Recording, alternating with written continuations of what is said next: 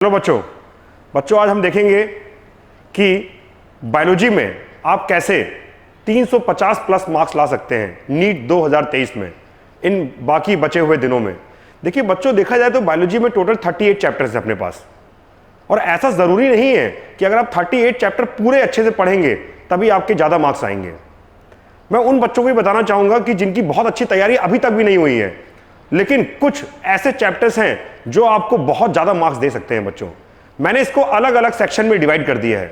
देखिए total 38 chapters bio में होने के बावजूद भी ये करीबन 12 चैप्टर हैं मेरे पास, जो आपको करीबन 40 से 45 क्वेश्चन देते हैं। बच्चों, मात्र ये 12 चैप्टर अगर आप अच्छे से पढ़ लें एनसीईआरटी से और पीवाईक्यू लगा लें 2016 के बाद ज़्यादा सेलेक्टिव होके, क्योंकि 2016 से ही आप देखेंगे कि नीट चालू हुआ है। 2013 में हुआ था, लेकिन उसके बाद फिर एआईपीएमटी हो गया था। तो ये 12 चैप्टर मात्र आपको 40 से 45 क्वेश्चन देते हैं। बच्चों, सेक्शन बी में मैंने डिवाइड किया, करीब 25 क्वेश्चन मिलते हैं सेक्शन बी से, जिसमें मैंने ह्यूमन फिजियोलॉजी को और प्लांट फिजियो को रखा है बच्चों। और सबसे लास्ट में सेक्शन सी, जिससे आपसे 20 से 25 क्वेश्चन मिलेंगे। बच्चों, इसमें वो सारे चैप्टर रखे हैं जो बच्चे जनरली भूल जाते हैं, जिनके एग्जाम्पल मेमोराइज करने में प्रॉब्लम होती है। तो मैं आपको फिर से एक बार बताऊंगा कि कुल मिला के 38 चैप्टर्स में से भी अगर मात्र 12 चैप्टर आप अच्छे से पढ़ लें तो आपके 200 नंबर के अराउंड बायो में बड़ी आसानी से ला सकते हैं आप। बच्चों, फोकस करना है केवल एनसीईआरटी के ऊपर और पीवाईक्यू और एनसीईआरटी एग्जाम्पलर। अगर आप इसको कायदे से करें तो मैं यकीनन रूप से आपको बता सकता हूं कि आप बहुत अच्छा स्कोर कर सकते हैं बायो। बच्चों, बायो बहुत इंपॉर्टेंट सब्जेक्ट है। आपका सिलेक्शन की अगर 600 के आसपास देखा जाए, अगर आप यहां पे 350 प्लस जाते हैं तो सिलेक्शन लेना काफी आसान हो जाता है। बच्चों, उसमें से कुछ चैप्टर की बात करता हूं मैं जो सबसे इंपॉर्टेंट है, सबसे ज्यादा वेटेज वाले हैं। Principle of inheritance and variation class 12 का 6 से 7 क्वेश्चन मिलते हैं। बच्चों, और अगर मैं उसमें इंपॉर्टेंट टॉपिक की बात करूं तो देखिए उसमें 3 सेगमेंट में डिवाइडेड है। एक तो मेंडेलियन क्रॉस के ऊपर आधारित है, एक क्रोमोसोमल थ्योरी पे है, लिंकेज पे है, सेक्स डिटर्मिनेशन पे, और तीसरा टॉपिक जो है जेनेटिकल डिसऑर्डर और म्यूटेशन पे। मेंडेलियन क्रॉस से ज्यादा क्वेश्चन मिलते नहीं है। बच्चों, 2017 या 18 में बस ये पूछ लिया गया था कि मेंडल ने अपना एक्सपेरिमेंट किस सन में किया था और कितने साल किया गया था। सबसे ज्यादा क्वेश्चन जो मिलते हैं इस टॉपिक से बेटा मिलते हैं जेनेटिकल डिसऑर्डर, सबसे ज्यादा, जिसमें कलर ब्लाइंडनेस, हीमोफीलिया ये सब आता है, और Mendelian disorder, sickle cell anaemia, polygenic inheritance, और एक टॉपिक सबसे इंपॉर्टेंट जो है बच्चों इंटरैक्शन वाला, जिसमें आप पढ़ते हो 1 जीन इंटरैक्शन और 2 gene interaction, pleiotropy, codominance, incomplete dominance, multiple allele, ये वाला टॉपिक। फिर बोलूंगा 2 टॉपिक सबसे इंपॉर्टेंट, डिसऑर्डर वाला, कलर ब्लाइंडनेस, हीमोफीलिया, जितने भी सेक्स ऑटोसोमल रिसेसिव डिसऑर्डर्स हैं, ऑटोसोमल डोमिनेंट डिसऑर्डर्स हैं, और जो क्रोमोसोमल डिसऑर्डर्स हैं वो अच्छे से पढ़ लीजिए। Interaction, 1 gene interaction, 2 gene interaction, specially 1 gene interaction, जिसमें आप पढ़ते हो incomplete dominance, codominance, multiple allelism और प्लियोट्रॉफी और पॉलीजेनिक इनहेरिटेंस। बच्चों, ये इंपॉर्टेंट है। तो प्रिंसिपल ऑफ इनहेरिटेंस में भी बहुत बड़ा चैप्टर है, लेकिन सेलेक्टिव हो जाइए। मॉलिक्यूलर बेसिस ऑफ इनहेरिटेंस में देखिए बच्चों, मॉलिक्यूलर बेसिस ऑफ इनहेरिटेंस भी करीबन 6 से 7 क्वेश्चन देता है। पूरा का पूरा एनसीईआरटी से कवर करना है, आसान बनता है। देखिए डीएनए रेप्लिकेशन, ट्रांसक्रिप्शन, ट्रांसलेशन, ये देखा जाए तो वैसे बहुत बड़ा है, लेकिन इनके पास ज्यादा, एग्जामिनर के पास ज्यादा ऑप्शन नहीं है। वो बस यही पूछ सकता है कि भैया ट्रांसक्रिप्शन, ट्रांसलेशन कहां होगा, प्रोकैरियोट में, यूकैरियोट में, सबस्ट्रेट कैसा यूज करेंगे, डीऑक्सीराइबो न्यूक्लियोसाइड की डीऑक्सीराइबो न्यूक्लियोटाइड। बच्चे इसी में कंफ्यूज करते हैं बेटा, सबस्ट्रेट और कहां पे होता है। इसमें क्वेश्चन पूछे जाने की पूरी संभावना है। किसमें? ट्रांसक्रिप्शन में, ट्रांसलेशन में। उसके बाद ह्यूमन जीनोम प्रोजेक्ट बहुत इंपॉर्टेंट बच्चों, डीएनए फिंगरप्रिंटिंग, इससे क्वेश्चन मिलता ही मिलता है। तो human genome project, DNA fingerprinting और ट्रांसक्रिप्शन, ट्रांसलेशन में अगर आपको पूरा नहीं भी आता अच्छे से तो इसमें से उसका सबस्ट्रेट कौन सा यूज होता है और कहां पे होता है। और जो सबसे इंपॉर्टेंट टॉपिक न्यूक्लिक एसिड वाला टॉपिक मॉलिक्यूलर बेसिस में, जिसमें आप फॉस्फोडाइएस्टर बॉन्ड वाला टॉपिक जो है और न्यूक्लिक एसिड के बारे में जो इंफॉर्मेशन है वो उसको आप कवर कर लें तो आपका मॉलिक्यूलर बेसिस ऑफ इनहेरिटेंस भी बच्चों 6 से 7 क्वेश्चन अप्रोक्सीमेटली दोनों मिला के 12 से 14 क्वेश्चन आते हैं बच्चों। 2 चैप्टर मात्र 12 से 14 क्वेश्चन, और उसमें भी सब कुछ नहीं पढ़ना आपको। जो टॉपिक आपको बोल रहा हूं अगर आप उसकी कवरेज कर लीजिए तो यकीन मानिए जेनेटिक्स आपकी मुट्ठी में होगी बच्चों। तीसरा, बायोटेक्नोलॉजी। देखिए आने वाले साल, पिछले 2-3 सालों में क्या देख रहा हूं मैं कि बायोटेक्नोलॉजी से वेटेज बढ़ गया बेटा, और जो पहला मॉर्फोलॉजी से ज्यादा क्वेश्चन आया करते थे वो कहीं ना कहीं कम हो गए हैं और बायोटेक्नोलॉजी की तरफ वेटेज बढ़ा है। बायोटेक्नोलॉजी में प्रिंसिपल एंड प्रोसेस से करीबन 6 से 7 क्वेश्चन, उसमें भी कुछ सेलेक्टिव हो जाइए। रिस्ट्रिक्शन एंजाइम पढ़ लीजिए, पॉलीमरेज चेन रिएक्शन पढ़ लीजिए, जेल इलेक्ट्रोफोरेसिस पढ़ लीजिए, और क्लोनिंग वेक्टर, ये सबसे बेहद इंपॉर्टेंट टॉपिक्स हैं बच्चों। दूसरा chapter biotechnology and its application, 2 से 3 क्वेश्चन। इसमें आप application in agriculture, molecular diagnosis, insulin और जीन थेरेपी के बारे में, ये 3-4 टॉपिक ऐसे हैं जिनको अगर अच्छे से आप मेमोराइज कर लें, एनसीईआरटी से पढ़ लें, प्रीवियस ईयर क्वेश्चन लगा लें, तो बच्चों ये 10 क्वेश्चन दे के जाता है बायोटेक्नोलॉजी आपको। 10 क्वेश्चन जो आप अपनी मुट्ठी में बड़ी आसानी से कर सकते हैं। उसके बाद cell cycle and cell division, cell cycle और सेल डिवीजन का वेटेज बच्चा बढ़ रहा है। सेल साइकिल और सेल डिवीजन में सबसे इंपॉर्टेंट जो फेज है cell cycle G1 S G2, उसके बाद माइटोसिस और मियोसिस में भी मियोसिस 1, उसके phases leptotene, zygotene, pachytene, diplotene, diakinesis, इससे क्वेश्चन बन रहा है बच्चों। उसके बाद आता है cell the unit of life, इसमें सेल ऑर्गेनेल पढ़ना आपको, एंडोप्लाज्मिक रेटिकुलम, गोल्गी बॉडी बेहद इंपॉर्टेंट है, इन दोनों से पक्का क्वेश्चन मिल जाता है आपको। और उसके बाद आपको ये इंपॉर्टेंट इजी चैप्टर है, इंपॉर्टेंट भी है बच्चों।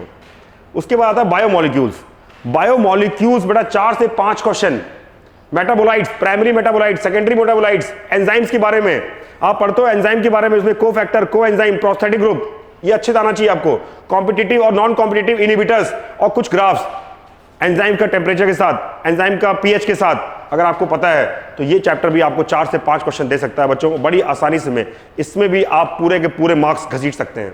उसके बाद इवोल्यूशन बहुत बड़ा चैप्टर वैसे देखा जाए बच्चों, 2 से 3 क्वेश्चन देता है आपको। उसमें भी कुछ सिलेक्टिव चीजें हैं जैसे एविडेंसेस, हार्डी-वेनबर्ग प्रिंसिपल, अगर आपने ये पढ़ लिया तो यकीन मानिए इवोल्यूशन में आपके 2 से 3 क्वेश्चन पूरे सही हो जाएंगे। उसके बाद इकोलॉजी बच्चों, इकोलॉजी भी स्कोरिंग है, इजी है। पहला चैप्टर ऑर्गेनिज्म एंड पॉपुलेशन, बहुत बड़ा चैप्टर है, लेकिन इसमें भी कुछ सेलेक्टिव अगर हम हो जाएं तो हम पढ़ सकते हैं इंटरेक्शन, जिसमें आप पढ़ते हो पॉजिटिव इंटरेक्शंस, नेगेटिव इंटरेक्शंस पढ़ते हो आप, ठीक है। उसके बाद कैरिंग कैपेसिटी, पॉपुलेशन जो ग्राफ बनते हैं बेटा जे शेप एस शेप वाले, अगर कैरिंग कैपेसिटी का टॉपिक और आपने अगर इंटरेक्शन अच्छे से मजबूत कर रखा है तो ये चैप्टर भी आपको 2 क्वेश्चन देके जाता है बच्चों। एनसीईआरटी से पढ़िए, प्रीवियस ईयर के क्वेश्चन लगाइए 2016 के बाद से। इकोसिस्टम ही productivity, food chain, food web, ecological pyramid अच्छे से तैयार कर लीजिए।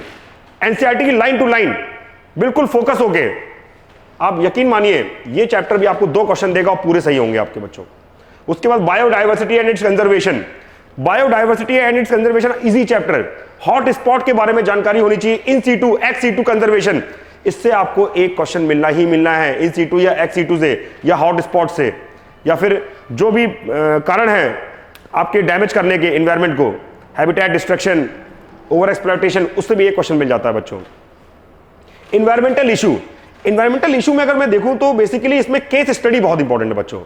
केस स्टडी वाला ग्रीन हाउस इफेक्ट और जो एक्ट है कुछ कि इन्वायरमेंटल प्रोटेक्शन एक्ट कब आया, वाटर प्रिवेंशन एक्ट कब आया, एयर प्रिवेंशन एक्ट कब आया, मॉन्ट्रियल प्रोटोकॉल कब हुआ, क्योटो प्रोटोकॉल कब हुआ, ये भी आपको 2 क्वेश्चन देके जाता है बच्चों। टोटल ये मात्र 12 चैप्टर आपको 40 से 45 क्वेश्चन देके जाते हैं बच्चों, 38 में से भी, मतलब करीबन आधा वेटेज जो है 360 का वो ये 12 चैप्टर कर रहे हैं। तो इन 12 चैप्टर को अच्छे से एनसीईआरटी से पढ़िए और 2016 के बाद से सारे क्वेश्चन लगाइए। उसमें भी मैंने कुछ इंपॉर्टेंट टॉपिक आपको बता दिए हैं बच्चों। अगर आप इन इंपॉर्टेंट टॉपिक को अच्छे से कर लेते हैं तो यकीन मानिए आप नीट में 2023 में बहुत ज्यादा मार्क्स ला सकते हैं बायो में। सेक्शन बी देखिए बेटा, सेक्शन टू को मैंने 2 पार्ट में डिवाइड किया है, पार्ट ए में और पार्ट बी में।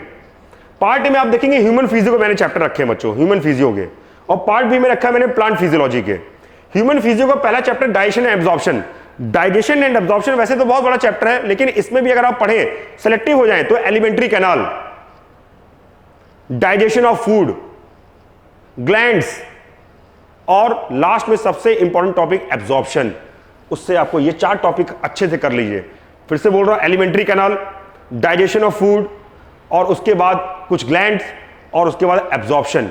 Breathing and exchange of gases में बच्चों, breathing and exchange of gases की अगर मैं बात करूं तो इसमें आपको पढ़ना है transportation of CO2, transportation of oxygen, और जो सबसे इंपॉर्टेंट टॉपिक बच्चों इसका वो है, आप जानते हैं ब्रीदिंग और गैस एक्सचेंज में स्पायरोमेट्री, जिसमें पढ़ते हो vital capacity, expiratory reserve volume, inspiratory reserve volume, tidal volume, ये सब पढ़ते हो। और एक क्वेश्चन आपको इससे मिल सकता है बच्चों जैसे डिसऑर्डर से। तो 3 टॉपिक इसमें बेहद important, transportation of CO2, transportation of oxygen, उसके बाद आपका स्पायरोमेट्री, और उसके बाद कुछ डिसऑर्डर्स। उसके बाद body fluids and circulation. Body fluids और सर्कुलेशन भी इंपॉर्टेंट चैप्टर है। इसमें कुछ सेलेक्टिव चीजें जैसे ब्लड के बारे में आपको पता हो, दूसरी बात ईसीजी के बारे में इंफॉर्मेशन हो। तीसरा टॉपिक इसका जो सबसे महत्वपूर्ण है और वो है कार्डियक साइकिल। अगर ये 3 टॉपिक आपके तैयार हैं, ब्लड, ईसीजी और कार्डियक साइकिल, तो ये चैप्टर भी आपको बेटा 2 क्वेश्चन अप्रोक्सीमेटली दे के जाता है। 2 क्वेश्चन डाइजेशन देके जाता है, 2 question breathing and exchange of gases देके जाता है, और 2 के क्वेश्चन मिलते हैं बॉडी फ्लूइड्स एंड सर्कुलेशन से। उसका चौथा चैप्टर है excretory product and there elimination. बेटा एक्सक्रीटरी प्रोडक्ट और एलिमिनेशन में सबसे इंपॉर्टेंट जो टॉपिक है, एक तो वो बनता है आपका एमिनोटोलिक, यूरेटोलिक, यूरिकोटोलिक, इससे मिल सकता है। एक क्वेश्चन आ सकता है किडनी का पूरा डायग्राम आ जाए कि यूरिनल ब्लैडर कहां होगा, यूरेथ्रा क्या होगा, रीनल पेल्विस कहां होगा, यूरेटर कहां होगा, इस पे आ सकता है। एक क्वेश्चन आ सकता है काउंटर करंट मैकेनिज्म पे आ सकता है बच्चों। और एक जो सबसे महत्वपूर्ण जीएफआर, उससे क्वेश्चन मिलने की बच्चों बहुत संभावना होती है। 3 से 4 क्वेश्चन देके जाता है ये। मैंने आपको चैप्टर बताया, इसमें टॉपिक, इस चैप्टर के इंपॉर्टेंट टॉपिक एमिनोटोलिक, यूरेटोलिक और यूरिकोटोलिक, एक वाला टॉपिक, मतलब जिसमें वेस्ट प्रोडक्ट कैसा निकलेगा। दूसरी बात सबसे इंपॉर्टेंट टॉपिक किडनी के बारे में इंफॉर्मेशन हो। नंबर 3 टॉपिक आपको काउंटर करंट मैकेनिज्म पता हो। नंबर 4 जो सबसे महत्वपूर्ण चीज है इसके अंदर, और वो है आपको बता चुका हूं कि एक्सक्रीटरी प्रोडक्ट और एलिमिनेशन में आप पढ़ लीजिए जीएफआर के बारे में बच्चों। Locomotion and movement, locomotion and movement easy chapter है, ज्यादा क्वेश्चन आ रहे हैं। मसल कॉन्ट्रैक्शन से क्वेश्चन मिल सकता है, ज्वाइंट से या क्वेश्चन मिल सकता है, या फिर बच्चों आपको इससे मिल सकता है स्केलेटल सिस्टम से, कौन सी बोन का क्या नाम है। तो ज्वाइंट्स, मसल कॉन्ट्रैक्शन, और उसके बाद आपका स्केलेटल सिस्टम के कुछ बोन्स के बारे में। Neural control and coordination, neural control coordination से बेटा बहुत डिफिकल्ट क्वेश्चन आ नहीं रहे हैं। सिनेप्सिस बहुत इंपॉर्टेंट है, इसमें आप पढ़ सकते हैं केमिकल सिनेप्स। उसके बाद आपका पूछ लेता है हाइपोथैलेमस फंक्शन, पूछ लेता है मेडुला ऑब्लोंगाटा के, इन सबके पूछ लेता है। उसके बाद एयर और आई, एक क्वेश्चन एयर या आई से मिल जाएगा, और आपको बाकी बहुत डिफिकल्ट क्वेश्चन बन नहीं रहा बच्चों से। केमिकल कोऑर्डिनेशन एंड रेगुलेशन आसान चैप्टर है, हार्मोन बेस्ड है, एनसीईआरटी से बिल्कुल ब्लाइंडली एनसीईआरटी से पढ़िए, आपको ये क्वेश्चन, ये चैप्टर भी 2 मार्क्स देके जाएगा, 2 क्वेश्चन देके जाएगा बेटा। ह्यूमन रिप्रोडक्शन बच्चों, ह्यूमन रिप्रोडक्शन क्लास 12 का तीसरा चैप्टर बेहद इंपॉर्टेंट। इसमें आपको गैमेटोजेनेसिस, गैमेटोजेनेसिस में स्पर्मेटोजेनेसिस और oogenesis, फर्टिलाइजेशन, इम्प्लांटेशन और मेंस्ट्रुअल साइकिल, ये 4 टॉपिक ह्यूमन रिप्रोडक्शन के, फिर से बोल रहा हूं, गैमेटोजेनेसिस, फर्टिलाइजेशन, इम्प्लांटेशन और मेंस्ट्रुअल साइकिल, ये 4 टॉपिक अच्छे से कर लीजिए, आपको 3 से 4 क्वेश्चन ये चैप्टर देके जाएगा बच्चों। रिप्रोडक्टिव हेल्थ, रिप्रोडक्टिव हेल्थ में सबसे इंपॉर्टेंट जो है वो है कॉन्ट्रासेप्टिव डिवाइस। अगर आप कॉन्ट्रासेप्टिव डिवाइस को अच्छे से तैयार कर लें तो आपको ये चैप्टर 1 क्वेश्चन देके जाता है बच्चों। Human health and disease, human health and disease में बच्चों सबसे इंपॉर्टेंट जो डिसीज है, bacterial disease, viral disease, protozoal disease, एक तो वो आपको अच्छे से पढ़ना है, और दूसरा टॉपिक इम्यूनिटी। अगर आपने ये स्ट्रॉन्ग कर रखा है तो आपको यकीन मानिए ह्यूमन हेल्थ एंड डिसीज से भी 2 क्वेश्चन आपके सही हो जाएंगे। एड्स और कैंसर आप पढ़ेंगे, डिसीज के अंदर आ जाएगा वो। उसके सेक्शन 2 पार्ट बी का plant physiology, transport in plant, वैसे बहुत लेंथी चैप्टर, बहुत बड़ा चैप्टर, लेकिन बहुत सेलेक्टिव आ रहा है बच्चों, पूछ ही नहीं रहा है। Solid potential, pressure potential, osmotic potential, ये सब पूछ ही नहीं रहा है। ये वाटर पोटेंशियल तो पूछ क्या रहा है इस चैप्टर में, जाइलम और फ्लोएम के बारे में। अगर आपने जाइलम और फ्लोएम, ट्रांसपिरेशन, और इसमें एक टॉपिक जो सबसे इंपॉर्टेंट है स्टोमेटा वाला, अगर वो कायदे से तैयार कर रखा है तो आपको 1 से 2 क्वेश्चन मिलने, वैसे जनरली 1 क्वेश्चन आ रहा है ट्रांसपोर्ट इम्प्लांट से, और जाइलम और फ्लोएम वाले टॉपिक ज्यादा फोकस करिएगा। मिनरल न्यूट्रिशन, मिनरल न्यूट्रिशन से बच्चों माइक्रो न्यूट्रिएंट्स, मैक्रो न्यूट्रिएंट्स, या तो 1 क्वेश्चन इससे मिलेगा आपको, या दूसरा जो टॉपिक इसमें इंपॉर्टेंट वो है biological nitrogen fixation.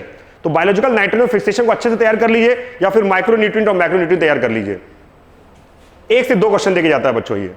Photosynthesis higher plant, photosynthesis in higher plant में बच्चों बेहद important chapter, C3 cycle, C4 cycle, और उसके factor affecting C3 and C4 cycle, या फोटो रेस्पिरेशन। अगर आपने ये तैयार कर रखा है, फिर से बोल रहा हूं, C3 cycle, C4 cycle, factor affecting C3 और C4 वाला, फैक्टर अफेक्टिंग जो है आपके पास फोटोसिंथेसिस के, और उसके बाद फोटो रेस्पिरेशन, ये चैप्टर भी आपको बेटा 2 से 3 क्वेश्चन देके जाएगा। उसके बाद रेस्पिरेशन इम्प्लांट, रेस्पिरेशन इम्प्लांट से जो हाल फिलहाल में देखने में आ रहा है बच्चों, वो आ रहा है एटीपी बेस्ड क्वेश्चन, जैसे ग्लाइकोलिसिस में सबस्ट्रेट लेवल फॉस्फोराइलेशन कैसे बनेगा, एटीपी बनेगा, टोटल नेट गेन कितना एटीपी का होगा, क्रैब साइकिल में, ईटीएस में, ग्लाइकोलिसिस में, ईटीएस, और एक फर्मेंटेशन। तो फर्मेंटेशन और एटीपी बेस्ड क्वेश्चन आपको रेस्पिरेशन इन प्लांट से यूजली देखने को मिल रहा है।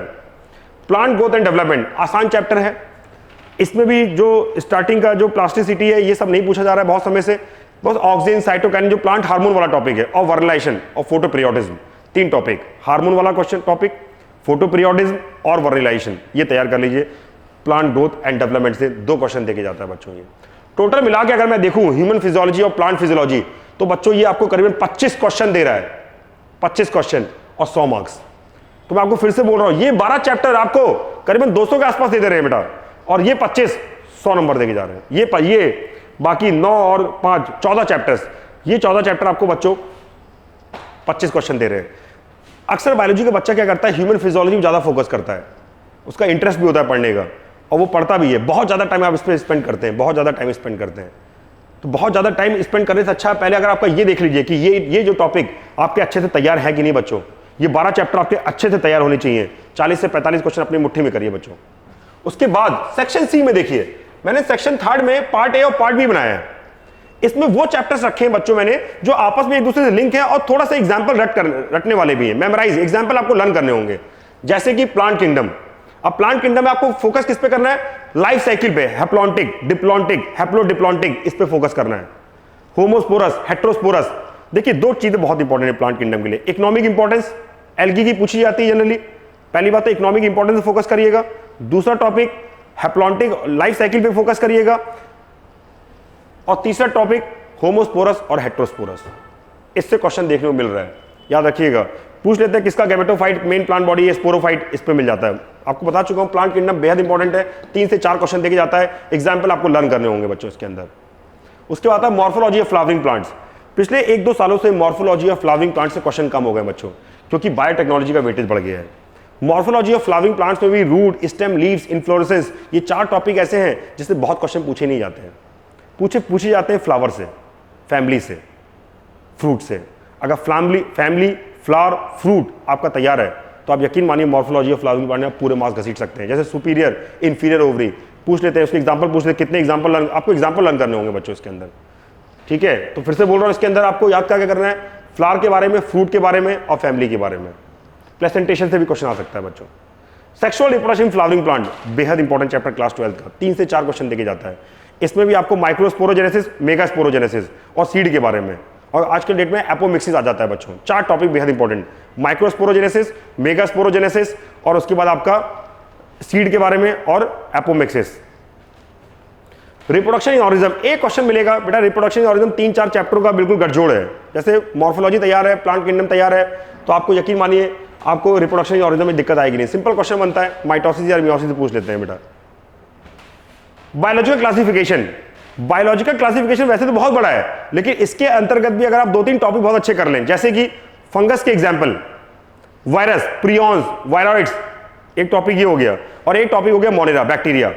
बैक्टीरिया का टॉपिक सही से तैयार कर लीजिए, फंगस के एग्जाम्पल तैयार कर लीजिए, और जो सबसे इंपॉर्टेंट है इसका बेटा वो है कि इसमें कुछ एग्जाम्पल जो आपके वायरस के पोर्शन दिए हुए हैं वो तैयार कर लीजिए बायोलॉजिकल क्लासिफिकेशन में। उसके बाद anatomy of flowering plants, anatomy of flowering plant वैसे बहुत लेंथी है, डिफिकल्ट पोर्शन भी पड़ता है बच्चों को, लेकिन इसमें बहुत डिफिकल्ट क्वेश्चन बन ही नहीं रहा है बच्चों। एनाटॉमी ऑफ फ्लावरिंग प्लांट से जो टीएस है, रूट का, स्टेम का, लीफ का, वो आप अच्छे से तैयार कर लीजिए तो आपका, और कुछ पोर्शन मेरिस्टेम से आ जाता है। ये 4 टॉपिक तैयार कर ली तो आपकी एनाटॉमी ऑफ फ्लावरिंग प्लांट में पूरे मार्क्स आप ला सकते हैं। लिविंग वर्ड से एक क्वेश्चन आएगा, और वो भी मेरे ख्याल से जो आने की संभावना होती है टैक्सोनॉमिकल एड से आती है, तो टैक्सोनॉमिकल एड को अच्छे से तैयार करिए, आपको लिविंग वर्ड भी बेटा 4 मार्क्स, 4 नंबर देके जाएगा पूरा, एक क्वेश्चन मिलेगा आपको उससे।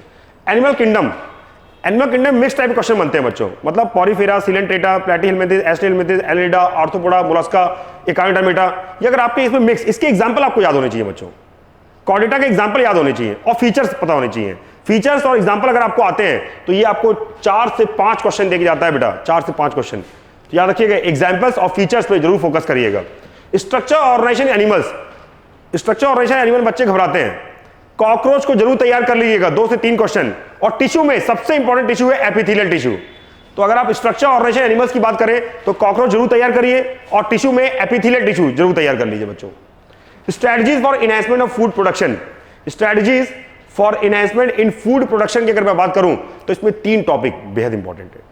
सबसे पहली बात एनिमल ब्रीडिंग, दूसरा टॉपिक टिश्यू कल्चर, तीसरा टॉपिक जो इसमें आप पढ़ते हो टेबल दे रखे बच्चों, फिर बोल रहा हूं टिश्यू कल्चर, एनिमल ब्रीडिंग और आपका टेबल जो दिया हुआ है स्ट्रेटजीज में, उसको अच्छे से लर्न कर लीजिएगा बच्चों। Microbes in human welfare, microbes in human welfare की अगर मैं बात करूं तो आपको बेटा माइक्रोब्स इन ह्यूमन वेलफेयर से जैसे आपको क्वेश्चन मिलते हैं स्टैटिन्स, स्ट्रेप्टोकोकस बैक्टीरिया वाले, इकोनॉमिक यूज वाले मिल जाते हैं। बायोलॉजिकल कंट्रोल मेथड क्या है पेस्ट के, उससे मिल जाता है। और जो सबसे इंपॉर्टेंट टॉपिक इसका sewage treatment plant, sewage treatment plant से थोड़ा कंसेप्चुअल क्वेश्चन मिल जाता है। बाकी लर्न करने वाले, मेमोराइज करने वाले क्वेश्चन आपको मिलेंगे माइक्रोब्स एंड ह्यूमन वेलफेयर से। कुल मिला के आपको इस सेक्शन 3 से बच्चों 20 से 25 क्वेश्चन मिलते हैं और 80 से 100 मार्क्स। उसको भी मैंने बॉटनी और जूलॉजी में अलग अलग डिवाइड कर दिया है। मैं फिर आपसे बोल रहा हूं बेटा, ये वीडियो थोड़ा लंबा लग सकता है आपको, लेकिन आपसे ये जरूर वादा कर रहा हूं, अगर आपने इसको फॉलो किया तो यकीन मानिए आप बहुत कम समय में बहुत अच्छा स्कोर करेंगे। करना क्या है आपको लास्ट मोमेंट पे, इन चैप्टर पे फोकस बढ़ाना है। बच्चे बोलते सर बाहर का ज्यादा पढ़ना होगा, बाहर का मत पढ़िए। 2-3 सालों से केवल एनसीईआरटी से बन रहा है बच्चों। एनसीईआरटी को पढ़िए और अंडरस्टैंड करिए चीजों को, कॉन्सेप्चुअली रिच करिए अपने आप को।